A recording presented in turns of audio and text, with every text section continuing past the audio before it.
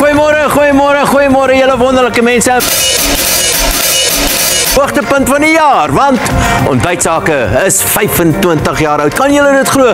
Ek is 'n bietjie op my senuwees. Nee, fantastiese, nuwe, pragtige stel wat ons het. Hierso, Charlene, my agbare kollega, kan jy my hoor? Kyk, ek is nie baie op my senuwees nie, maar ek is vandag vir die eerste keer in 7 jaar vandat ek hier is, bietjie op my senuwees om met die gas te gesels. Maar weet jy hoekom? Dit is omdat jy die eerste gas is, dink ek, sedert ek hier begin het, wat al op 'n plakkaat op my muur was. O my aarde. Maar vanoggend is ek so bietjie bewerig. Geen jok. Ek sien jou sommer. Agterkom. Jy kan vir Dawie sien, hy sal tog te bly wees. Oh, ek is al 41. Dit kan nie wees nie. Hulle extensions in my hare geplak. En daai extensions, ek het vir 'n week lank nie my hare gewas nie. Dit was aaklig.